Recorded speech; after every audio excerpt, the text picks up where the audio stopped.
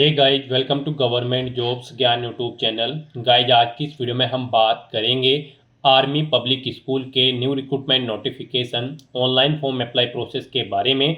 जी हाँ दोस्तों, army public school army welfare education society ने यहाँ पर primary teacher, trained graduate teacher और पोस्ट ग्रेजुएट टीचर के 120 खाली पदों को भरने के लिए नोटिफिकेशन रिलीज कर दिया है। कैसे आप इस भर्ती में पार्टिसिपेट करने के लिए अपने फॉर्म अप्लाई कर सकते हो बिना कोई मिस्टेक किए हुए, इसकी पूरी जानकारी हम आपको स्टेप बाय स्टेप रजिस्ट्रेशन से लेकर प्रिंट तक इस वीडियो में देंगे। बस आपको इस वीडियो को स्किप के बिना शुरू से लेकर एंड तक देखना है। उसके बाद वीडियो पसंद आए तो इसे लाइक और शेयर कर दें। चैनल पर नए हो तो इसे सब्सक्राइब कर लें। साथ ही साथ आपको फॉर्म अप्लाई करते हुए जो जो भी प्रॉब्लम फेस हो रही है उन सभी का हल इस वीडियो में मिल जाएगा। बस आपको एंड तक हमारे साथ इस वीडियो में बने रहना है। तो बिना कोई वक्त गंवाए चलिए शुरू करते हैं। आपको इस वीडियो के डिस्क्रिप्शन बॉक्स में हमारी वेबसाइट ind-sarkari-naukri.in के इस पेज का लिंक मिल जाएगा। यहाँ पर आपको इस भर्ती के रिगार्डिंग सभी डिटेल्स प्रोवाइड करा दी गई है। यहाँ पर आर्मी वेलफेयर एजुकेशन सोसाइटी ने train graduate teacher TGT, post graduate teacher PGT और प्राइमरी टीचर पीआरटी के 120 खाली पदों को भरने के लिए नोटिफिकेशन रिलीज किया हुआ है। आप यहां पर 5 जून 2025 से 16 अगस्त 2025 तक अपने फॉर्म अप्लाई कर सकते हो। एजुकेशनल क्वालिफिकेशन की डिटेल आप यहां से चेकआउट कर सकते हो हमारी वेबसाइट के इसी पेज से ही कि कौन सी पोस्ट के लिए क्या आपकी एजुकेशनल क्वालिफिकेशन रिक्वायर्ड है। यहां पर 385 रुपये सभी कैंडिडेट्स को फीस के रूप में जमा कराने होंगे। ऑल इंडिया से आप ऑनलाइन मोड में अप्लाई कर सकते हो। उसके लिए आपको इस पेज को नीचे स्क्रॉल डाउन करते हुए इंपोर्टेंट लिंक सेक्शन में आना है। ऑफिशियल नोटिफिकेशन पीडीएफ लिंक पर क्लिक करके इस भर्ती के नोटिफिकेशन को ओपन कर लेना है और इसमें से आपको पूरी डिटेल रीड कर लेनी है।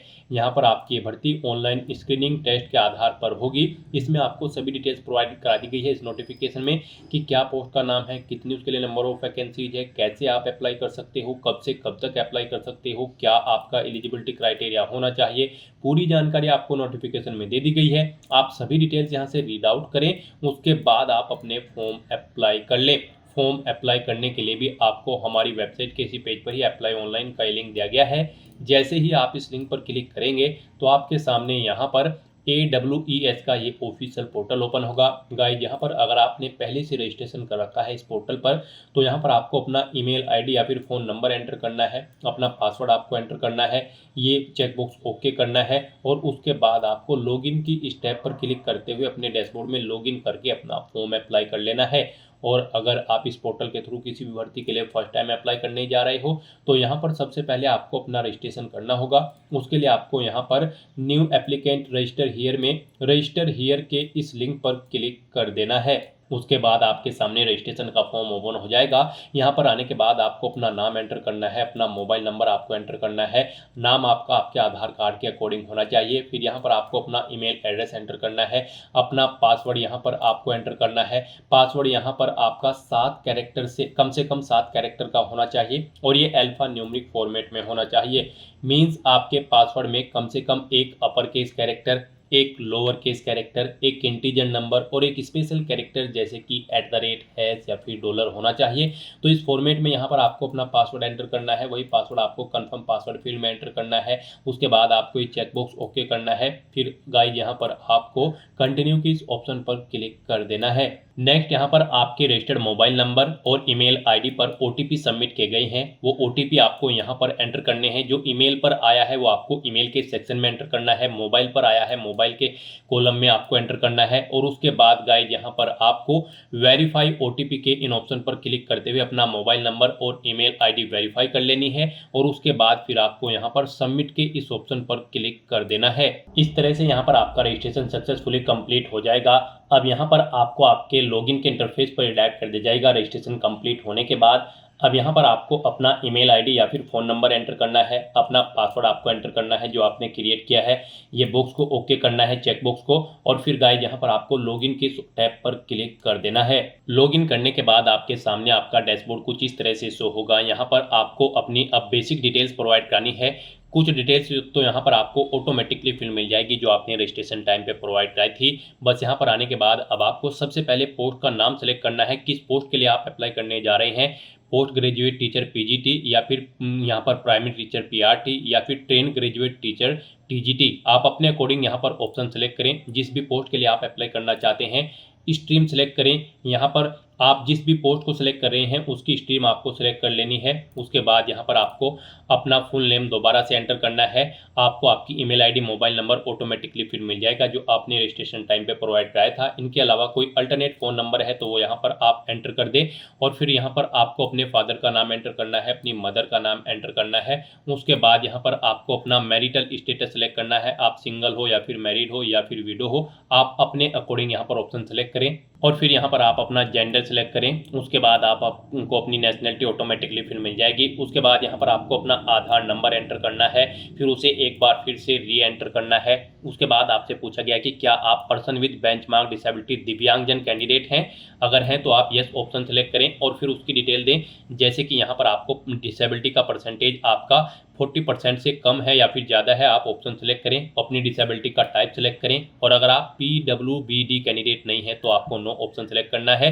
फिर यहाँ पर आपसे पूछा गया कि क्या आपका जीवन साथी आर्मी में है। अगर है तो आप यस करेंगे, नहीं है तो आप नो ऑप्शन सेलेक्ट करेंगे। आपको अपनी डेट ऑफ बर्थ यहाँ पर सेलेक्ट करनी है।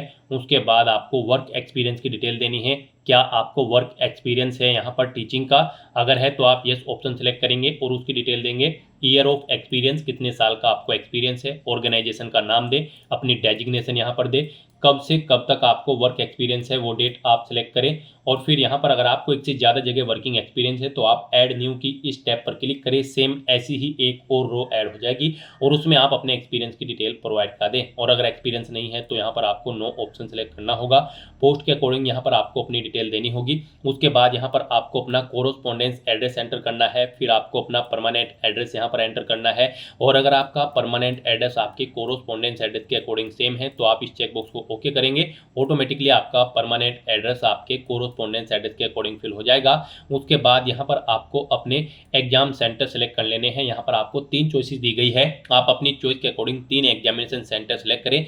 जिसे आप फर्स्ट नंबर पर प्रेफरेंस देना चाहते हैं उसे फर्स्ट नंबर पर सेलेक्ट करें। ऐसे ही यहाँ पर आप सेकंड और थर्ड जिस नंबर पर प्रेफरेंस देना चाहते हैं उसके अकॉर्डिंग यहाँ पर आपको एग्जाम सेंटर सेलेक्ट कर लेने हैं। उसके बाद यहाँ पर आपको लैंग्वेज की टीचिंग प्रोफिशिएंसी बतानी है। यहाँ पर क्या आपको प्रोफिशिएंसी है इंग्लिश मीडियम टीचिंग में। अगर है तो आप यस करेंगे, नहीं तो आप नो ऑप्शन सेलेक्ट करें।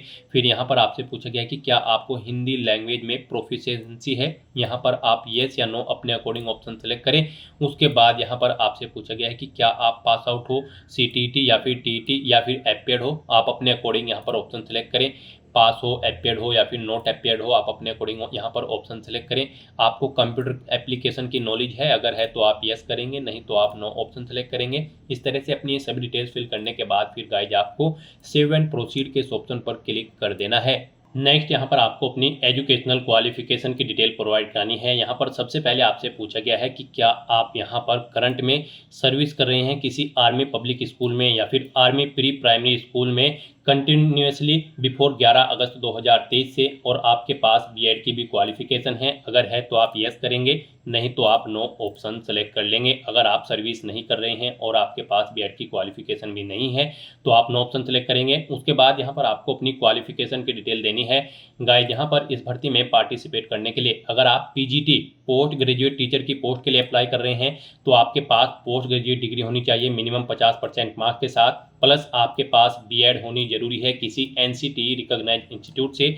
और अगर आप ट्रेन ग्रेजुएट टीचर की पोस्ट के लिए अप्लाई कर रहे हैं तो आपके पास ग्रेजुएट डिग्री होनी चाहिए 50% मार्क्स के साथ, और आपके पास बीएड होनी चाहिए NCTE रिकॉग्नाइज्ड इंस्टीट्यूट से रिलीवेंट सब्जेक्ट के अंतर्गत। और अगर आप यहाँ पर प्राइमरी टीचर की पोस्ट के लिए अप्लाई कर रहे हैं तो आपके पास ग्रेजुएशन की डिग्री होनी चाहिए, प्लस आपके पास ग्रेजुएशन में 50% मार्क्स होने चाहिए, और आपके पास ग्रेजुएशन के साथ साथ ही BLED का 2 साल का या फिर DLED का यहाँ पर डिप्लोमा होना अनिवार्य है फ्रॉम किसी NCTE रिकॉग्नाइज्ड इंस्टीट्यूट से, या फिर यहाँ पर कैंडिडेट जो ऑलरेडी सर्विस कर रहे हैं किसी आर्मी पब्लिक स्कूल या फिर किसी आर्मी प्री प्राइमरी स्कूल में प्रायर टू 11 अगस्त 2023 और उनके पास B.Ed डिग्री है, वो भी यहाँ पर अप्लाई कर सकते हैं। तो यहाँ पर आपको अपनी क्वालिफिकेशन की डिटेल प्रोवाइड करानी है। सबसे पहले यहाँ पर आपको अपनी 10वीं क्लास की डिटेल देनी है। यहाँ पर आप बताएं 10वीं में आपके पास कौन कौन से सब्जेक्ट थे, स्कूल या कॉलेज का नाम दे, बोर्ड या यूनिवर्सिटी का नाम दे, पासिंग ईयर यहाँ पर आप एंटर करें या फिर सेलेक्ट करें। उसके बाद यहाँ पर आपको अपनी परसेंटेज देनी है, आपके मार्क्स यहाँ पर परसेंटेज में थे या फिर CGPA में आप यहाँ पर आप एंटर करें। उसके बाद आपको अपनी 12वीं क्लास की डिटेल देनी है। इसमें भी आपको पहले सब्जेक्ट देने हैं, 12वीं में कौन कौन से सब्जेक्ट थे, स्कूल या कॉलेज का नाम देना है, बोर्ड का नाम देना है, पासिंग ईयर सेलेक्ट कर लेना है, आपके मार्क्स परसेंटेज में थे या फिर CGPA में वो आपको यहाँ पर देने हैं। ग्रेजुएशन की डिटेल फिर आपको देनी है। यहाँ पर आपको अपना सब्जेक्ट बताना है, ग्रेजुएशन आपने किस सब्जेक्ट में पास आउट की है, स्कूल या कॉलेज का नाम दे, यूनिवर्सिटी का नाम दे, पासिंग ईयर सेलेक्ट करें, अपनी परसेंटेज यहाँ पर आप एंटर करें। पोस्ट ग्रेजुएशन कर रखी है तो उसकी डिटेल भी सेम आपको ऐसी ही देनी होगी। सब्जेक्ट यहाँ पर आप अपनी पोस्ट ग्रेजुएशन का एंटर करें, स्कूल कॉलेज का नाम दे, बोर्ड या यूनिवर्सिटी का नाम दे, पासिंग ईयर सेलेक्ट करें और अपनी परसेंटेज यहाँ पर आप एंटर कर दें। उसके बाद गाइज यहाँ पर आपको अपनी प्रोफेशनल क्वालिफिकेशन की डिटेल देनी है। यहाँ पर आपके पास B.Ed है, BLEd है, BP.Ed है या फिर DLEd है या फिर M.Ed है, आप अपने अकॉर्डिंग यहाँ पर ऑप्शन सेलेक्ट कर लें और फिर उसकी डिटेल यहाँ पर दें। यहाँ पर भी आपको पहले सब्जेक्ट देना है, इसमें आपने किस सब्जेक्ट में अपनी ये प्रोफेशनल क्वालिफिकेशन की है, स्कूल कॉलेज का नाम देना है, बोर्ड या यूनिवर्सिटी का नाम देना है, पासिंग ईयर देनी है और परसेंटेज यहाँ पर आपको एंटर कर देनी है। कोई अन्य क्वालिफिकेशन है तो उसकी डिटेल भी सेम आप ऐसे ही प्रोवाइड करा सकते हो। तो इस तरह से यहाँ पर आपको अपनी क्वालिफिकेशन की डिटेल प्रोवाइड कराने के बाद फिर सेव एंड प्रोसीड के इस ऑप्शन पर क्लिक कर देना है। नेक्स्ट यहाँ पर आपको अपने डॉक्यूमेंट अपलोड करने हैं। इनमें आपको अपना फोटो, सिग्नेचर और 10वीं क्लास का certificate date of birth proof के तौर पर यहाँ पर अपलोड करना होगा।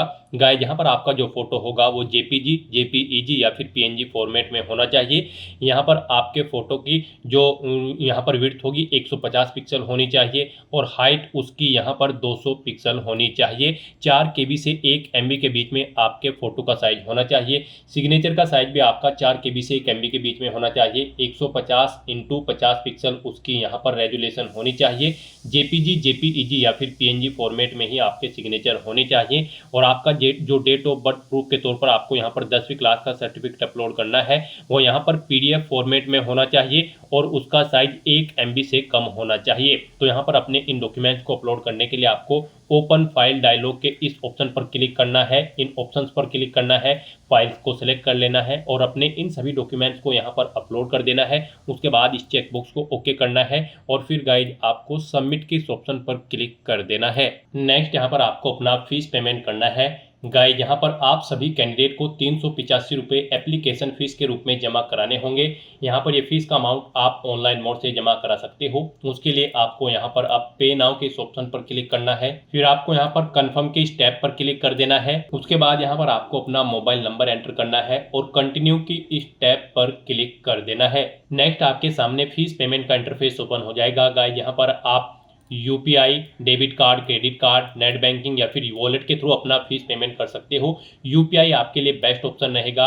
यहाँ पर आप UPI ऑप्शन सेलेक्ट करें, अपनी UPI ID के थ्रू आप फीस पेमेंट कर सकते हो या फिर इस QR कोड को स्कैन करते हुए आप अपना फीस पेमेंट कर सकते हो। यहाँ पर आप इस QR कोड को स्कैन करें और अपना फीस पेमेंट कर दें। सक्सेसफुली फीस पेमेंट होने के बाद आपका एप्लीकेशन फॉर्म सबमिट हो जाएगा। उसके बाद आपको अपने एप्लीकेशन फॉर्म का एक हार्ड कॉपी प्रिंट आउट ले लेना है फ्यूचर यूज के लिए, फ्यूचर रेफरेंस के लिए, और फिर आपको अपने डैशबोर्ड में जाकर अपने एप्लीकेशन फॉर्म का स्टेटस भी चेकआउट कर लेना है। तो दोस्तों ऐसे आप army welfare education society, army public school के train graduate teacher, post graduate teacher और प्राइमरी टीचर के खाली पदों को भरने के लिए फॉर्म अप्लाई कर सकते हो बिना कोई मिस्टेक किए हुए। आज की इस वीडियो में बस इतना ही। आई होप ये वीडियो आपको पसंद आई होगी। अगर पसंद आई हो तो इसे लाइक और शेयर करें। चैनल पर नए हो तो इसे सब्सक्राइब कर लें। Thanks for watching.